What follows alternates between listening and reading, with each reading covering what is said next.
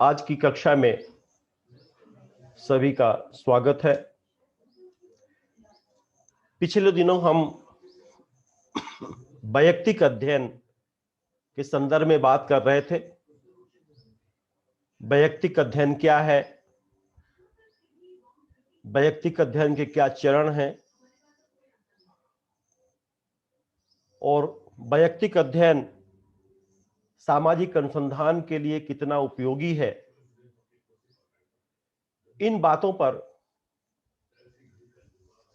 कल चर्चा की गई थी। आज उसी प्रक्रिया को आगे बढ़ाते हुए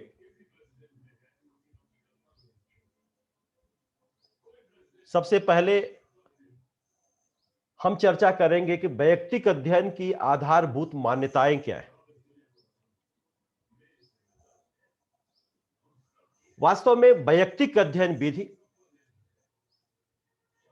जिसका प्रमुख प्रयोजन एक अथवा कुछ इकाइयों का सर्वांगीण अध्ययन करना है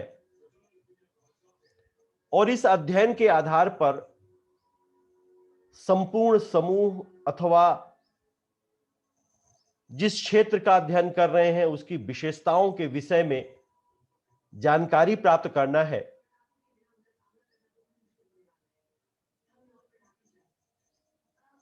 इसमें कुछ त्रुटियां आ सकती हैं, कुछ समस्याएं आ सकती हैं, परंतु यह विधि कुछ ऐसी मान्यताओं पर आधारित है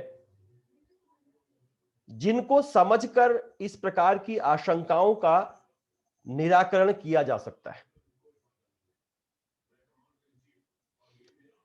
अगर हम इस दृष्टिकोण से देखें, समझें, तो वैयक्तिक अध्ययन की कुछ आधारभूत मान्यताओं पर भी हमें दृष्टिपात करना चाहिए।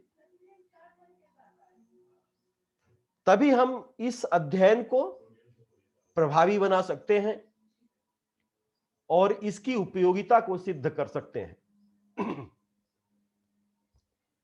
तो किन आधारभूत मान्यताएं हैं जिनके ऊपर हमें ध्यान देना है? उनमें से तो एक पहला यह हो सकता है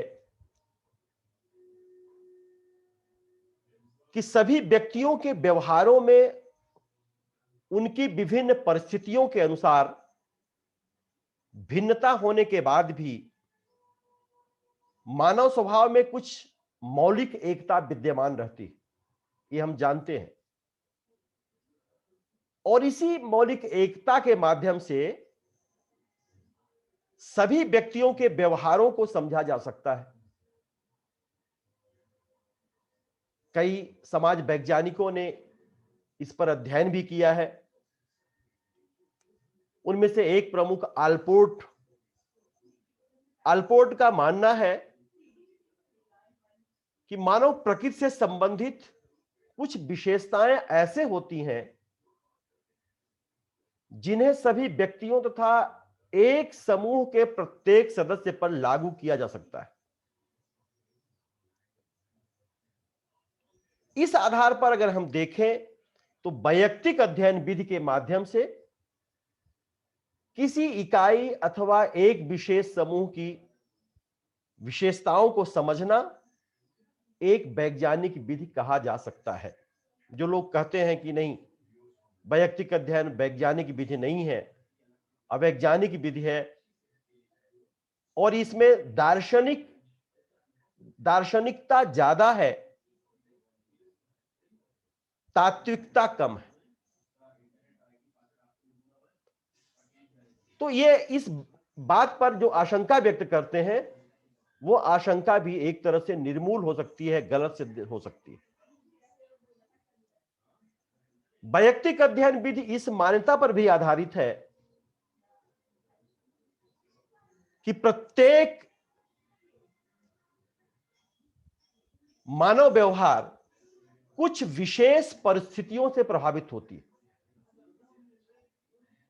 अतः यदि एक विशेष परिस्थिति के अंतर्गत किसी व्यक्ति अथवा समूह के सदस्य के व्यवहार को समझ लिया जाए तो उसी परिस्थिति में अन्य व्यक्ति एवं समूह भी उसी प्रकार का व्यवहार करते हुए पाए जाएंगे। जैसे मान लो कोई समूह किसी बात को लेकर के वहां पे तनाव है, जैसे कोरोना काल है और कोरोना की विभीषिका से लोग परेशान हैं, या कोई किसी समूह के सारे लोग परेशान हैं, या किसी गांव के सारे लोग परेशान हैं, या किसी परिवार के सारे लोग परेशान हैं, तो अगर हम किसी एक व्यक्ति के उस परेशानी को हम समझ लें, उसका विस्तृत विश्लेषण कर लें, तो हो सकता है कि यह समस्या, यह परेशानी हम दूसरों पर भी लागू कर सकते हैं।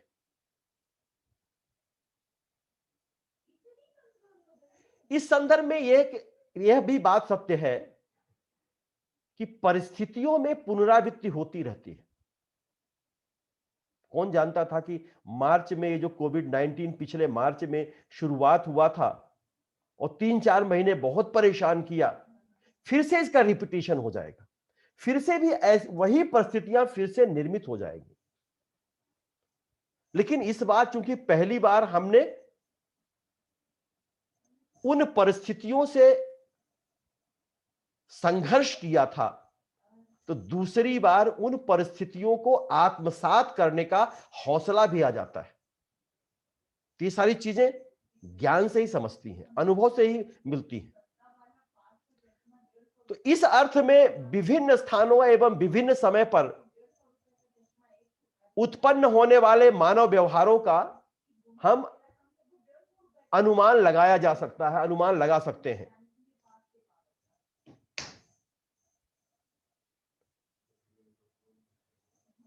वैयक्तिक अध्ययन की यह भी मान्यता है कि मानवीय क्रियाओं का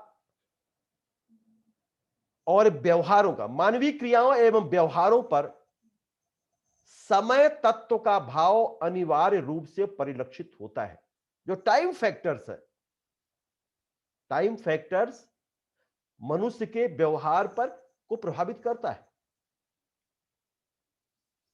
टाइम फैक्टर्स जो समय के अनुसार परिस्थितियां बदलती रहती हैं, फिर से परिस्थितियां अच्छी होंगी, फेवरेबल होंगी, अनुकूल होंगी, लेकिन यह जरूरी नहीं है कि यही परिस्थितियां हमेशा स्टेबल रहे। इस संदर्भ में यह समझना आवश्यक है कि जो घटना आज वर्तमान में घटित हो रही है, उसका बीजारोपण आज काफी समय पूर्व किसी न किसी कारक के प्रभाव से हो चुका होता है। अतः वैयक्तिक अध्ययन विधि के माध्यम से किसी विशेष घटना को प्रभावित करने वाले कारकों को एक विशेष अवधि अथवा समय के संदर्भ में समझा जा सकता है। उदाहरण के तौर पर यह कहा जा सकता है, हम कह सकते हैं कि किसी सामाजिक समस्या, क्रांति अथवा युद्ध की स्थिति केवल तात्कालिक दशाओं से उत्पन्न नहीं होती, बल्कि इनका बीजारोपण काफी पहले हो चुका होता है।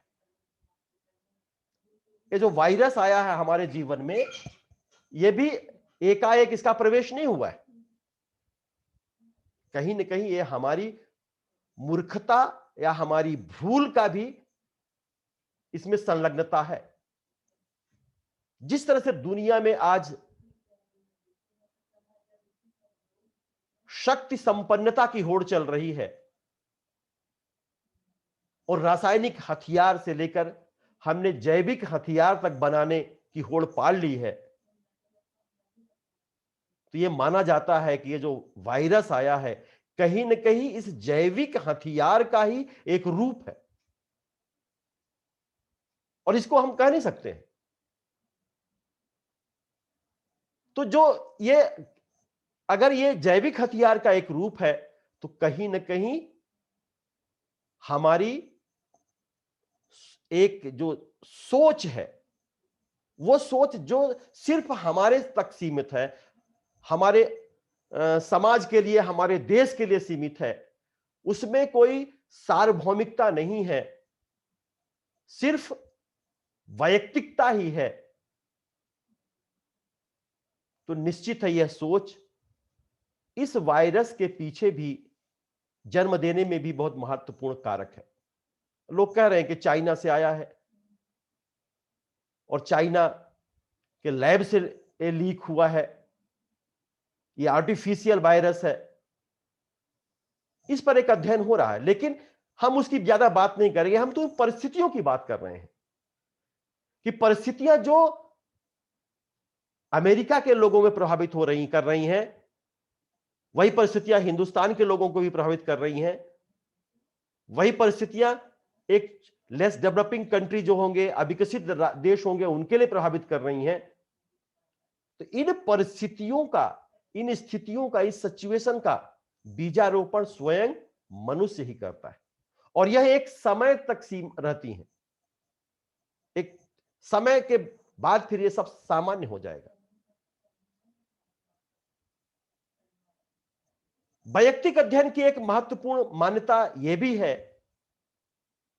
कि किसी सामाजिक इकाई का सम्यक अध्ययन उसे सर्वांगीण रूप से देखकर ही प्राप्त किया जा सकता है। जब हम किसी का अध्ययन करेंगे तो उसके हम किसी एक पक्ष का अध्ययन करके हम उसके बारे में अपनी धारणा प्रकट कर दे, यह गलत होगा।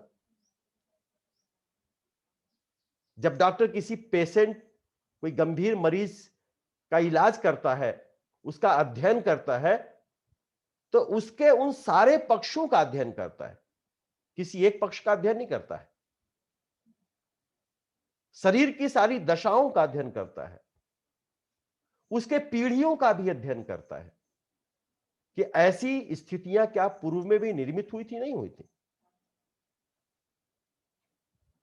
तो इस तरह से हम कह सकते हैं कि एक इकाई का सम्यक अध्ययन उसे सर्वांगीण रूप से देखकर ही प्राप्त किया जा सकता है, न कि उसके किसी एक अथवा कुछ अन्यत्र पहलुओं के आधार पर। लेकिन यहां यह समझना आवश्यक प्रतीत होता कि बहुत सी इकाइयों के एक अथवा दो पक्षों का अध्ययन करने से अधिक अच्छा है कि एक या दो इकाइयों के सभी पहलुओं का समग्र रूप से अध्ययन कर निष्कर्ष प्राप्त किया जाए।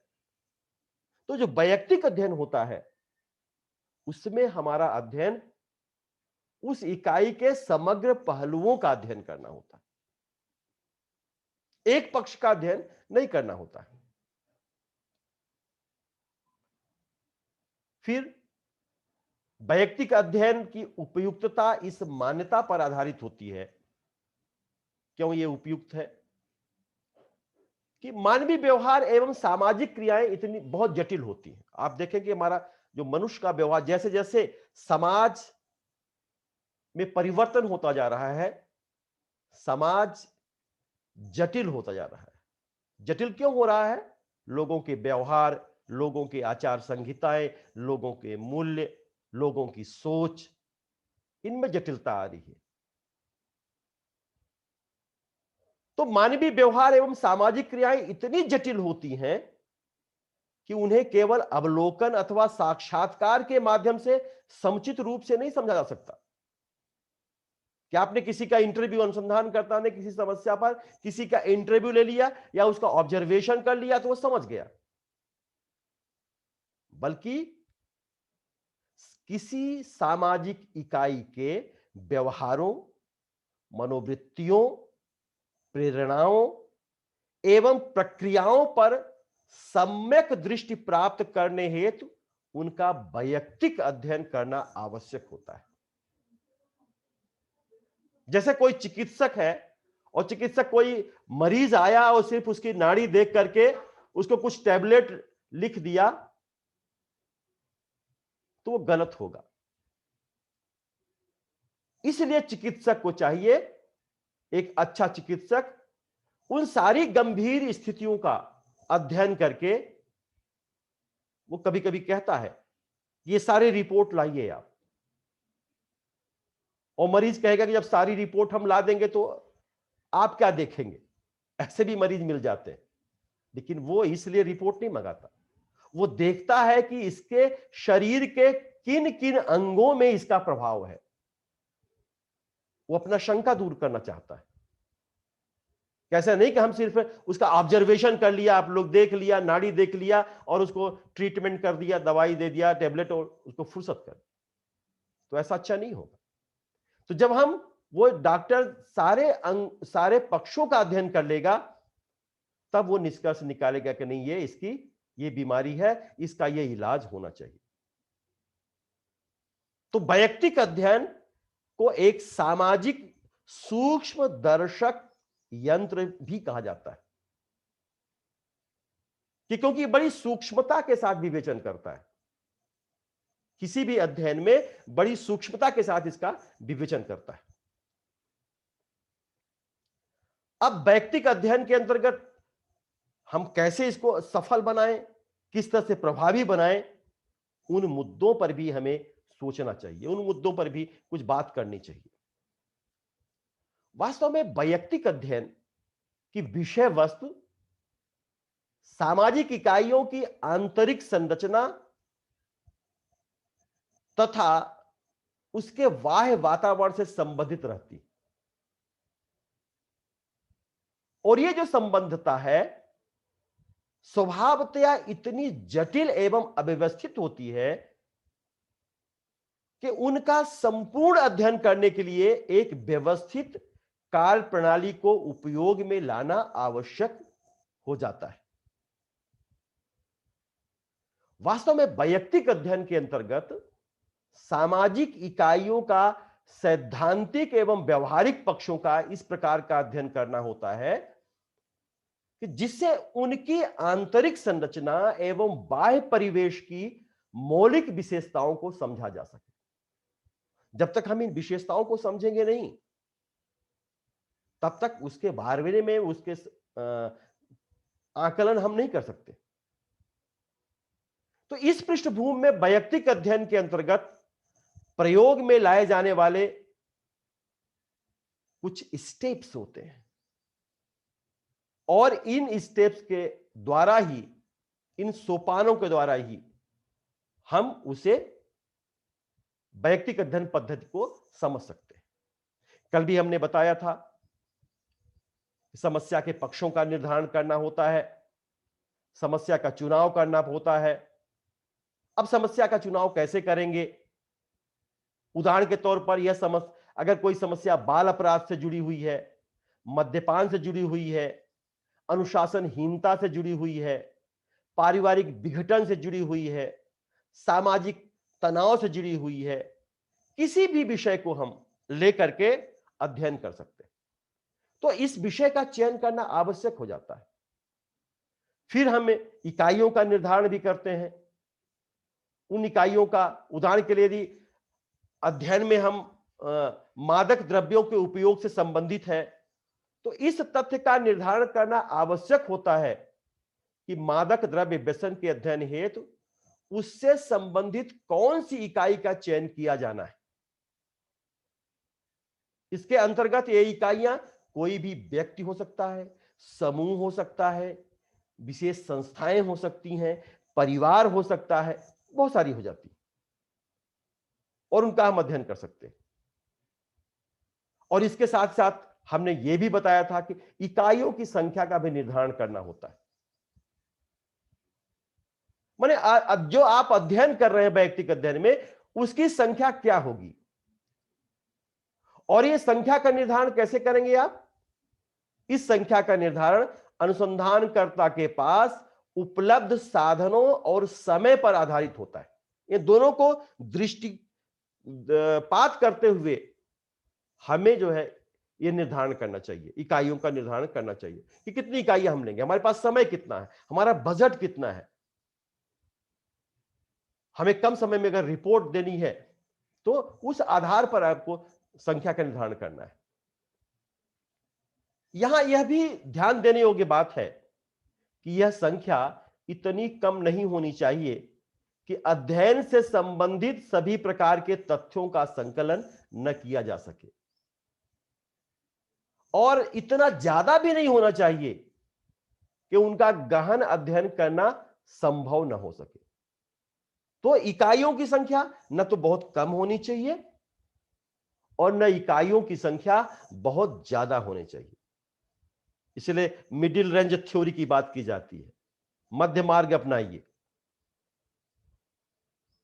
कहते हैं ना, न बहुत आदर्शवादी बनिए और न बहुत ही रूढ़वादी बनिए, मध्य मार्ग का अपनाइए। तो ये जो मध्यम मार्ग होता है वो शायद जीवन का सबसे अच्छा मार्ग होता है। फिर आपको अध्ययन क्षेत्र का निर्धारण भी करना है कि आपका अध्ययन क्षेत्र क्या होना चाहिए। अगर उदाहरण के लिए जैसे कि आप किसी नशे के ऊपर अध्ययन कर रहे हैं, तो इसके अंतर्गत समस्या से पीड़ित व्यक्ति, समूह, किन संस्थाओं और सुधार गृह क्या है, रिहैबिलिटेशन सेंटर क्या है, चिकित्सालयों में रह रहे हैं कि नहीं रह रहे हैं। तो यह आपको निर्धारण करना है कि आपको इनमें से किसका अध्ययन करना है। जो चिकित्सालय में या जो रिहैबिलिटेशन सेंटर में रह रहा है उसका अध्ययन करना है, कुछ वो भी ले लीजिए। कुछ ऐसे भी व्यक्ति का चुनाव कर सकते हैं कि जो चिकित्सालय में नहीं रह रहे हैं, रिहैबिलिटेशन सेंटर में नहीं रह रहे हैं, वो स्वतः अपने घर में रह रहे हैं। तो दोनों में अंतर आपको मिलेगा कि एक व्यक्ति जिसका इलाज प्रॉपर घर से दूर चिकित्सालय या रिहैबिलिटेशन सेंटर में हो रहा है, उसमें क्या बदलाव आए हैं, और एक व्यक्ति जो इसका इलाज कहीं नहीं हो रहा है, वो घर पर है, आज भी नशे से पीड़ित है, तो उसकी समस्याएं कितनी जटिल हो रही। तो इस तरह से आप एक सुधार के रास्ते बता सकते हैं। फिर व्यक्तिगत अध्ययन के अंतर्गत समस्या के विशिष्ट क्षेत्र के निर्धारण के पश्चात अध्ययन की इकाई के विश्लेषण क्षेत्र को पूर्णतया स्पष्ट कर लेना चाहिए। विश्लेषण क्षेत्र से अभिप्राय क्या है? अध्ययन की जाने वाली इकाई से संबंधित वे कौन से पक्ष महत्वपूर्ण हैं तथा कौन से पक्ष उपयोगी नहीं है। ये दोनों चीजों पर ध्यान रखना है कि मैंने जो हम जिस अध्ययन कर रहे हैं, जैसे मादक द्रव्य व्यसन की समस्या पर अध्ययन कर रहे हैं, तो वो कौन सा पक्ष सबसे उपयोगी है और कौन सा पक्ष सबसे कमजोर है, इसका निर्धारण भी हमें करना है, क्योंकि हमें विश्लेषण करना है, तथ्यों का विश्लेषण करना है। तो इस प्रकार विश्लेषण क्षेत्रों की उपयोगिता एवं अनुपयोगिता दोनों का निर्धारण करना वैयक्तिक अध्ययन को व्यवस्थित करने से संबंधित होते हैं।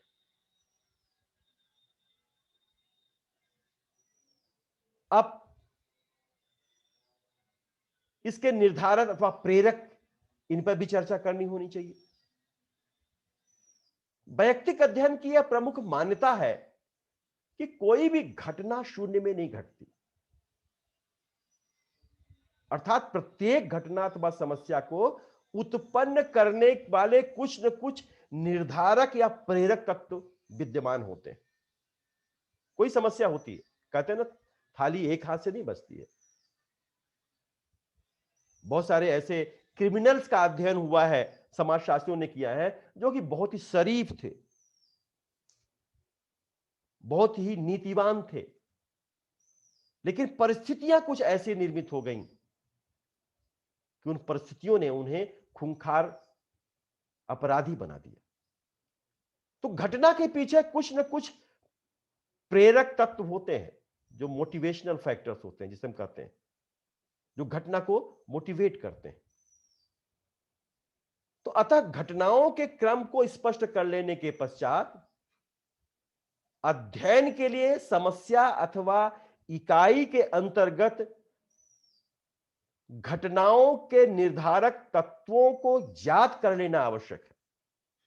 उदाहरण के जैसे मैं भी आप नशे की ही बात कर रहा था कि नशे की समस्या पर अध्ययन करना है, तो अब यह देखना है कि जो हम उस व्यक्ति का अध्ययन कर रहे हैं, तो नशे के पीछे प्रेरक तत्व क्या है। पारिवारिक स्थिति है क्या? क्या परिवार में भी नशा करते हैं लोग? क्या पड़ोस में लोग नशा करते हैं? क्या गलत मित्रों की संगति है? क्या उसके मित्र नशा करते हैं? बहुत सारे हो सकते हैं, या कोई उसको फ्रस्ट्रेशन है, या कोई उसकी अपनी पर्सनल व्यक्तिगत समस्याएं हैं। ये सारी चीजें मोटिवेशनल फैक्टर्स के रूप में हमारे सामने आ सकती हैं। तो हमें इनका भी वास्तविक अध्ययन करना चाहिए। तो दरअसल में प्रेरक तत्वों का ज्ञान वास्तविक अध्ययन को व्यवस्थित करता है, और आपको सुविधा हो जाएगी उन तथ्यों को विश्लेषण करने की। और अंत में क्या होता है? वैयक्तिक अध्ययन पद्धति के अंतिम एवं जो सबसे महत्वपूर्ण जो स्टेप्स होता है, प्रक्रिया होती है, सभी संकलित तथ्यों का वर्गीकरण एवं उनका विश्लेषण कर निष्कर्ष प्राप्त करना। अब इस विश्लेषण एवं निष्कर्ष का प्रमुख अभिप्राय क्या है? प्रमुख उद्देश्य है एक विशेष अवधि अथवा वास्तविकता के अंतर्गत जो हमने इकाइयों का चयन किया है, उनके व्यवहार, उनके स्वभाव से पूर्णतया अवगत होना तथा उन दशाओं अथवा कारकों से परिचय प्राप्त करना जो चयनित समस्या या मानव व्यवहार के लिए उत्तरदायी होते हैं। तो उन समस्याओं का अध्ययन करना, उन समस्याओं के प्रेरित करने वाले कारकों का अध्ययन करना, फिर उन समस्या के प्रभावों का अध्ययन करना, समाज पर क्या प्रभाव पड़ रहा है इसका भी अध्ययन होता है। जैसे पिछली बार हमने देखा था कि इस कोविड के कारण बहुत सारे लोग देश के जो दूसरे कोने पर मजदूरी काम करते थे, नौकरी करते थे, वो घर वापस आ गए। कुछ दिन घर तक तो रहे, स्थितियां अनुकूल रही, लेकिन धीरे धीरे धीरे धीरे जब आर्थिक संकट उनके सामने आए तो फिर कलह शुरू हो गया, संघर्ष की शुरुआत होने लगी, हिस्सा बंटवारे की बातें आने लगी। जिसकी कल्पना 20 साल गांव से दूर रहने वाला व्यक्ति कभी नहीं किया होगा कि हम भी हिस्से की बंटवारे की बात करेंगे, वो सारी स्थितियां आ गई। तो परिस्थितियां जो है, जो मोटिवेशनल फैक्टर्स होते हैं, वो हमारी परिस्थितियों को एक असामान्य, सामान्य से असामान्य बना देते हैं। तो हमें इसका विश्लेषण भी बहुत अच्छे ढंग से करना चाहिए। माने हम ये कह सकते हैं कि वैयक्तिक अध्ययन के अंतर्गत वैज्ञानिक ढंग को अपनाकर कार्य करते हुए अनुसंधानकर्ता हमेशा ज्ञान के माध्यम से शुरुआत करता है। तो वह एक संपूर्ण विश्लेषक की भूमिका को भी उसको निभाना है, और उस निभाना नहीं है, उसमें वैज्ञानिकता भी लाना है। तथ्यों का संकलन, तथ्यों का अभिलेखन, तथ्यों का निर्वचन, यह सब उसको वैज्ञानिकता के साथ करना है। और यह वह वैयक्तिक अध्ययन प्रक्रिया से संबंधित आवश्यक गुणों, जैसे विषय वस्तु का उसको ज्ञान होना चाहिए, सूक्ष्म अवलोकन की दृष्टि होनी चाहिए, उसके अंदर क्षमता होनी चाहिए, विश्लेषण करने की क्षमता होनी चाहिए, तार्किक व्याख्या करने की विशिष्टता होनी चाहिए। प्रतिवेदन में यह देखना चाहिए कि जब वो प्रतिवेदन लिख रहा है तो उसमें सब्जेक्टिविटी बनी हुई है, वस्तुनिष्ठता बनी हुई है। और ये जब सारी चीजें पर वो ध्यान रखेगा तो निश्चित है वैयक्तिक अध्ययन, उसका रिपोर्ट जो होगा वो बहुत ही सामयिक होगा और बहुत ही रियल होगा, बहुत ही यथार्थ होगा।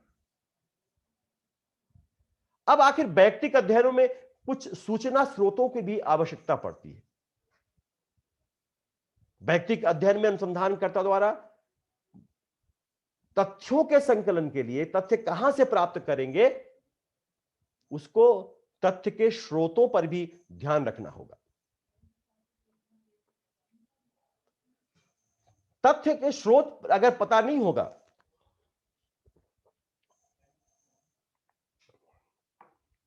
तो फिर उसकी जो सही तथ्य प्राप्त करने की जो उसकी इच्छा थी, अभिलाषा थी, वो नहीं हो पाएगी। एक थिंकर हुए, एक समाज वैज्ञानिक हुए हैं, नेल्स एंडरसन। नेल्स एंडरसन ने 1923 में होबो लोगों के जीवन पद्धति की आंतरिक संरचना का अध्ययन शुरू किया था। तो वो आंतरिक संरचना का, देखिएगा, आंतरिक संरचना के अध्ययन के लिए सर्वप्रथम उन्होंने होबो समूह में गाए जाने वाले लोकगीत, गाथा, किस्से, उनकी कविताओं, उनका अध्ययन किया था। ये क्या है? स्रोत हैं। वास्तव में जो जनजातियों की जो कविताएं होती हैं, जो लोकगीत होते हैं, वह उनके जीवन से रची बसी होती हैं, उनके जीवन का एक अंग होता है। उनके लोक जीवन की, जो उनके लोकगीत होते हैं, उनके लोक जीवन की कविता होती है। कैसा वो जीते हैं, किस तरह से रहते हैं, कैसी उनकी दिनचर्या है, कैसे उनके संस्कार है, कैसे उनकी परंपराएं हैं, इन लोकगीतों में, इन किस्सों में समाई रहती है। तो एंडरसन ने सबसे पहले होबो लोगों के लोकगीत, गाथा, किस्से, कहानियां, किंवदंतियां, इनको जो है उन्होंने अध्ययन किया। और इसके बाद फिर विभिन्न संस्थाओं द्वारा होबो लोगों के जीवन के बारे में जो ज्ञान प्राप्त करने हेतु जो स्टेटिस्टिकल ढांचा था, उसका वो एकत्रीकरण किए। और इस क्रम में उनकी वंशावलियां, फोटो, निकटवर्ती व्यक्तियों से विविध प्रकार की सूचनाएं, इन सूचनाओं का संग्रह, इन्हीं स्रोतों के माध्यम से एंडरसन होबो लोगों के जीवन की आंतरिक विशेषताओं तथा उनके सामाजिक संगठन के बारे में व्यावहारिक नियमों के स्थापना में सफल हो पाए। तो ऐसा हम ये नहीं कहेंगे कि हमने किस जहां पे अध्ययन कर रहे हैं उसका हमने ऑब्जर्वेशन कर लिया, उससे इंटरव्यू ले लिया, उससे साक्षात्कार कर लिया तो सारी चीजें हो गई। नहीं, उसका हमें अध्ययन करना पड़ता है। हम लोग NICFS, जो बहुत दिल्ली में एक बहुत बड़ी संस्था है, national institute of forensic science, और वहां पे IPS, IAS और जो जज होते हैं उनकी ट्रेनिंग चलती है। तो हम लोगों का एक रिफ्रेशर कोर्स था, प्रोफेसरों का भी रिफ्रेशर कोर्स होता है। वो क्राइम स्टडी के लिए बहुत बड़ी संस्था है, दिल्ली में, रोहिणी सेक्टर में बनी हुई है, सेंट्रल गवर्नमेंट की। तो वहां पे हम लोगों को एक दिन लेक्चर देने के लिए अरुणा बूटा आई थी, जो दिल्ली यूनिवर्सिटी की साइकोलॉजिस्ट थी और बहुत बड़ी, देश की बहुत बड़ी साइकोलॉजिस्ट मानी जाती थी। और उस समय एक कांड चला था हर्षद मेहता का। अब आप लोग नाम सुने होंगे, एक फिल्म भी आई है, एक वेब सीरियल भी आई है इस पे, हर्षद मेहता पर। हर्षद मेहता जिसने पूरी देश को शेयर मार्केट का बादशाह बन गया था, और किस तरह से वो जो है अपना दिमाग लगाता था, और बाद में उसका भंडा फोटा, उसमें बहुत सारे कैपिटलिस्ट, बहुत सारे ऑफिसर्स, बहुत सारे बैंकर्स उसमें इन्वॉल्व थे, बैंक के ऑफिसर्स इन्वॉल्व थे। तो उन्होंने बताया कि जब हर्षद मेहता को कोई भी मशीन नहीं पकड़ पाई, माने वो झूठ बोलने वाली मशीन भी फेल हो गई, तो ये केस स्टडी मुझे दिया गया। बोले आप मनोवैज्ञानिकता के साथ आप हर्षद मेहता का अध्ययन करिए। और वो बोले कि हमने 3 दिन तक प्रयास किया, लेकिन मैंने भी हार नहीं मानी।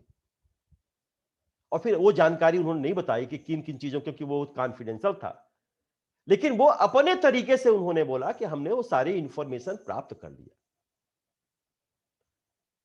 तो क्या होता है कि जब हम हमें जब तक हम उसके आंतरिक पक्षों का अध्ययन नहीं करेंगे, किसी भी व्यक्ति के आंतरिक पक्षों का अध्ययन नहीं करेंगे, तब तक वो सूचनाएं नहीं मिल सकती, उसके बारे में समग्र जानकारी नहीं मिल सकती। तो इस तरह से अगर हम बात करेंगे तो केस स्टडी के जो प्राथमिक स्रोत और द्वितीयक स्रोत, ये दोनों स्रोत होते हैं। प्राथमिक स्रोत क्या होते हैं? वैयक्तिक अध्ययन में अनुसंधानकर्ता जिस इकाई का चयन किया है उससे संबंधित विविध पक्षों, विविध तथ्यों का संग्रह प्राथमिक सूचनाओं के माध्यम से करता है, और इस दृष्टिकोण से वह व्यक्तिगत स्तर पर अवलोकन एवं साक्षात्कार प्रणालियों द्वारा प्रत्यक्ष रूप से आवश्यक सूचनाओं को एकत्रित करता है। इसके बाद अन्य प्रकार के तथ्य प्राप्त करने तथा संकलित सूचनाओं का सत्यापन करने के उद्देश्य से अध्ययन की इकाई से संबंधित व्यक्ति के मित्र, पड़ोसी, पारिवारिक सदस्य, अन्य संबंधियों से संपर्क स्थापित किया जाता है। तो प्राथमिक स्रोतों के माध्यम से न केवल विविध प्रकार की आवश्यक सूचनाओं का संग्रह किया जाता है, बल्कि उनकी विश्वसनीयता भी स्थापित की जाती है, क्योंकि हम जानते हैं कि प्राथमिक स्रोत कितने महत्वपूर्ण होते हैं हमारे सामाजिक अनुसंधान में। और द्वितीयक स्रोत प्राथमिक स्रोतों के अतिरिक्त वैयक्तिक अध्ययन के अंतर्गत सूचनाओं के संकलन के लिए द्वितीयक स्रोत भी महत्वपूर्ण होते हैं। सामान्य तौर पर यह द्वितीयक स्रोत अनेक प्रकार के वैयक्तिक पक्षों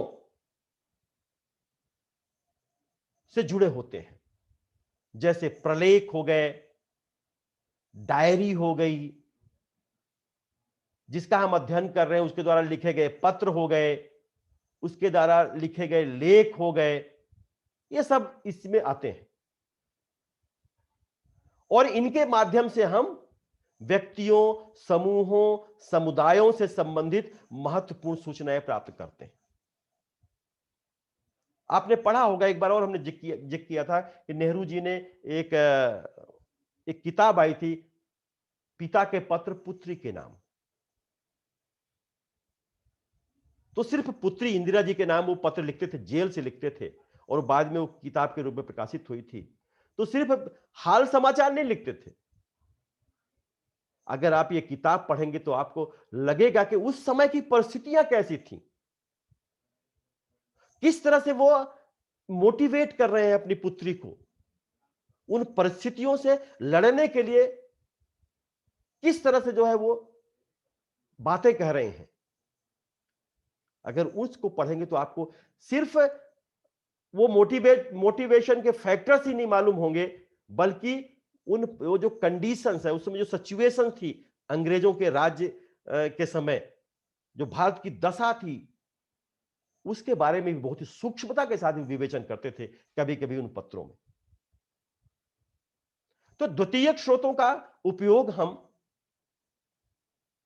डायरी से भी कर सकते हैं, पत्र से भी कर सकते हैं, सूचनाओं से भी कर सकते हैं, जीवन इतिहास से भी कर सकते हैं, लेख से भी कर सकते हैं, वंशावली से भी कर सकते हैं। बहुत सारे लोग ऑटोबायोग्राफी लिखते हैं, जीवन गाथा लिखते हैं, उनसे भी कर सकते हैं। तो द्वितीयक स्रोतों का कुछ महत्व ज्यादा होता है, ऐसा नहीं कि प्राथमिक स्रोतों का महत्व नहीं है, लेकिन अगर व्यक्ति जिंदा नहीं है और ऐसे व्यक्ति का हम अध्ययन कर रहे हैं जो हमारे बीच नहीं है, तो हम उसे इंटरव्यू कैसे करेंगे, उसे साक्षात्कार कैसे करेंगे? तो फिर हमें द्वितीयक स्रोतों पर आधारित होना चाहिए। और उसमें डायरी हो गई, डायरी बहुत महत्वपूर्ण द्वितीयक स्रोत है। और बहुत सारे लोग होते हैं जो डायरी लिखते हैं, अपने उस डायरी में अपने संस्मरण लिखते हैं। हो सकता है कि बहुत सारे ऐसे लड़के होते हैं जो डायरी लिखते हैं, कभी कभी डायरी प्रतिदिन लिखते हैं और कभी कभी डायरी प्रतिदिन नहीं लिखते।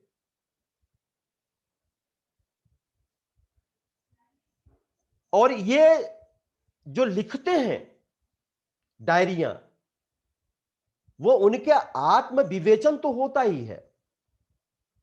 कभी कभी वो सारी परिस्थितियां जो सिचुएशंस है वो भी उसमें आ जाती हैं, क्योंकि डायरी प्रतिदिन लिखी जाती है। अक्सर जो है लोग प्रतिदिन डायरी लिखते हैं, अतः इसमें व्यक्ति के जीवन से संबंधित छोटी छोटी सी बातों का समावेश होता रहता है।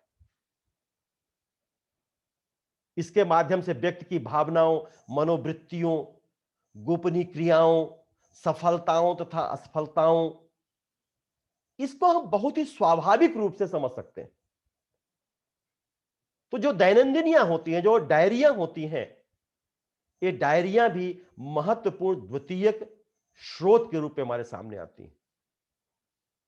और फिर वैयक्तिक पत्र जो लिखे जाते हैं, वैयक्तिक पत्रों के अंतर्गत जब मैं अखबार पे अपना रिसर्च कर रहा था समाचार पत्रों पर, तो उसमें बहुत सारे ऐसे समाचार पत्र में लेटर प्रकाशित होते थे पहले।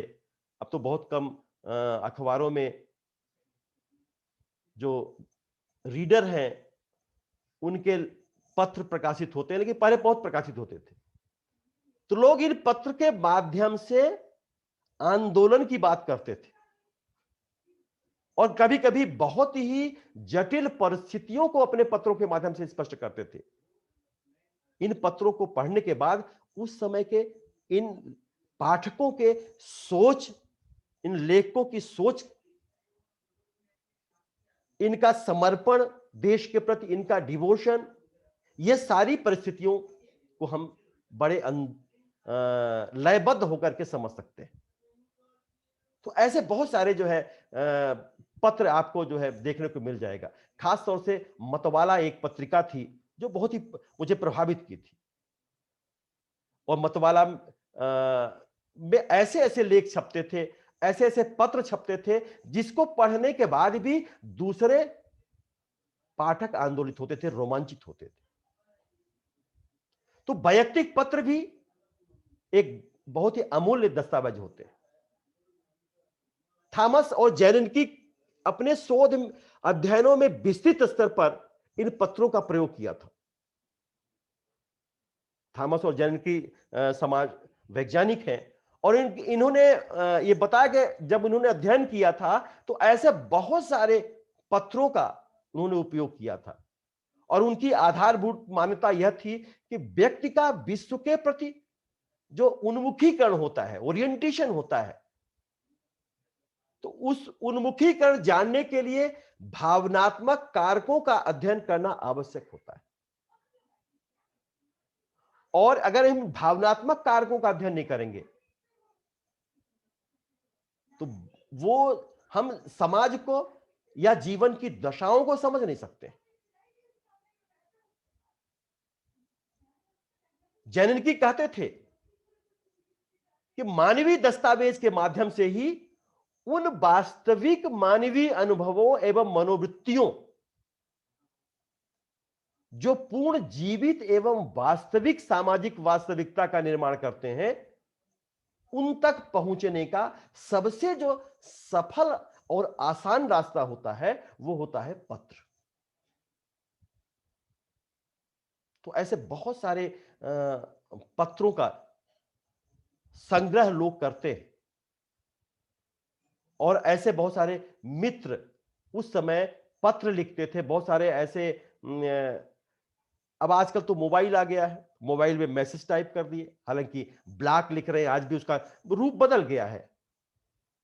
हम किसी का अध्ययन कर रहे हैं तो उसके जो ब्लॉग से लिखते हैं, वो मीडिया में जो सोशल मीडिया में एक ब्लॉग भी होता है, इंस्टाग्राम भी होता है, तो उसमें जो वो लिखता है तो हम उसकी भावनाओं को समझ सकते हैं। और इसका एक स्रोत है जीवन इतिहास। किसी व्यक्ति के जीवन इतिहास से वैयक्तिक अध्ययन में विस्तृत एवं स्पष्ट जानकारी प्राप्त होती है। वैयक्तिक जीवन इतिहास को सामान्यतः अन्य द्वारा लिखा जाता है। कभी कभी वो अपना जीवन इतिहास में ऑटोबायोग्राफी नहीं लिख पाया है, कोई दूसरा लिखा है, तो यहां एक एक एक चीजें आ जाती हैं कि अगर कोई दूसरा लेखक लिखता है तो कभी कभी उस जीवन इतिहास में उसकी अपनी स्वयं की भावनाएं भी आ जाती हैं। मतलब लेखक स्वयं अपने जीवन की भावनाओं एवं अनुभवों के बारे में अपनी ही भाषा में लिखता है। और थॉमस और नैनिकी ने जीवन इतिहास दस्तावेजों का भी बहुत व्यापक प्रयोग किया। उनका उद्देश्य संपूर्ण जीवन चक्र अथवा किसी एक विशिष्ट प्रक्रिया का अध्ययन करना होता है, और यह जीवन चक्र किसी एक व्यक्ति, परिवार, संस्था, संगठन, सामाजिक समूह अथवा समुदाय के रूप में किसी एक वैयक्तिक इकाई से संबंधित हो सकता है। इसके साथ साथ बहुत सारे अन्य दस्तावेज होते हैं। अन्य द्वितीयक स्रोत में दैनंदिनिया, वैयक्तिक पत्र, जीवन इतिहास के अतिरिक्त ये बहुत सारे डॉक्यूमेंट्स होते हैं, जैसे आत्मकथाएं हो गई, स्वीकारोक्तियां हो गई। कभी कभी लोग स्वीकार करते हैं, कोई भी क्रिमिनल्स है वो स्वीकार कर लेता है कोर्ट में, हां हमने ये घटना की है, इस घटना का अंजाम दिया है, क्यों दिया है, वह उन परिस्थितियों का खुलासा करता है। और कभी कभी गंभीर घटना के बाद जब जज भी उसी संवेदना, हालांकि जज उस संवेदना को में नहीं बहते हैं, लेकिन मानव अधिकार की बात करते हैं, उस जघन्य घटना को फांसी न देकर के अपराधी को उसको एक कारावास दे देते हैं। इसने इन परिस्थितियां, असामान्य परिस्थितियों में ये घटना किया है, अतः है तो अपराधी, लेकिन उतना ज्यादा अपराधी नहीं है जितना इसको समाज समझ रही है। अगर ये परिस्थितियां उत्पन्न न होती तो यह हो सकता है कि अपराधी न बनता। आलपोर्ट ने आत्म प्रकटन करने वाले अभिलेख कहा है इनको, जो स्वीकारोक्तियां होती हैं, मतलब जो अपने आत्म जो विश्लेषण कर, जो सब कुछ बता दिया है। तो इसको जो है वो कहता है, आलपोर्ट कहता है कि जो इरादे के बिना अथवा इरादे के साथ लेखक के मानसिक जीवन की संरचना, गतिकी तथा क्रिया से संबंधित सूचना प्रदान करते हैं, वो वैयक्तिक दस्तावेज होते हैं। वैयक्तिक दस्तावेज जीवन की उन परिस्थितियों में अनुभव की निरंतरता का प्रतिनिधित्व करते हैं जो उसके व्यक्तित्व, सामाजिक व्यवहार एवं जीवन दर्शन को प्रभावित करते हैं, और जो सामाजिक वास्तविकता से संबंध बनाते हुए संपूर्ण जीवन परिस्थिति तथा वैयक्तिक संगठन के संबंध में अंतर्दृष्टि प्रदान करते हैं।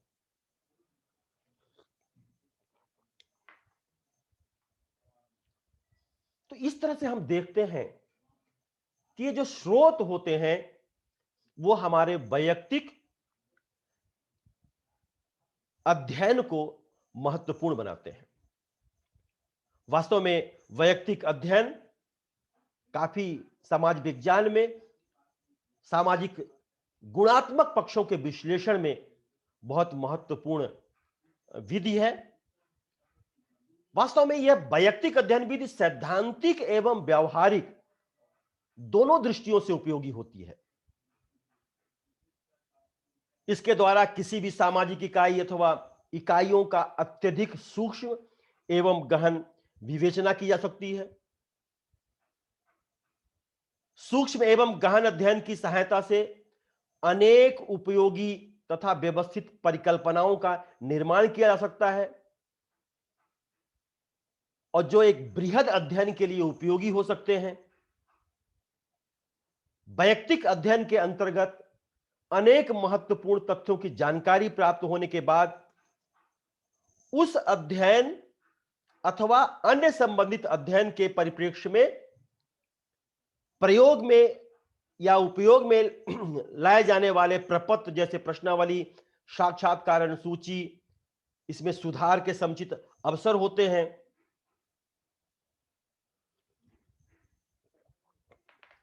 वैयक्तिक अध्ययन के द्वारा ही यह संभव हो सकता है कि अध्ययन से संबंधित क्षेत्र विभिन्न विशेषताओं का प्रतिनिधित्व करने वाली इकाइयों तथा एक ही श्रेणी की इकाइयों में से किस प्रकार सर्वोत्तम निदर्शन प्राप्त किया जा सकता है।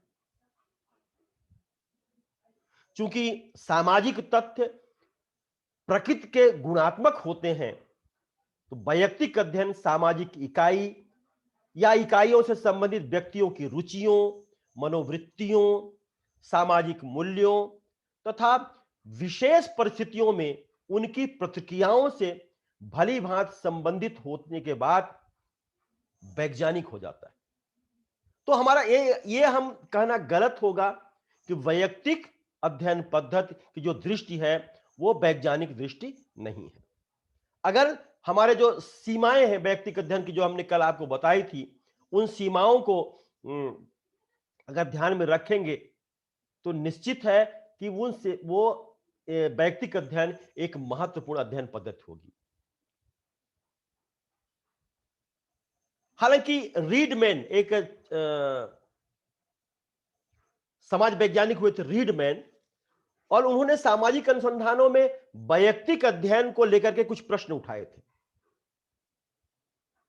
उनका यह मानना था, वो संदेह व्यक्त करते थे कि इसमें अवैयक्तिकता, सार्वभौमिकता, गैर नैतिकता, गैर व्यवहारिक तथा घटनाओं की पुनरावृत्ति की दृष्टि से जो जीवन अभिलेख होते हैं महत्वपूर्ण नहीं होते हैं।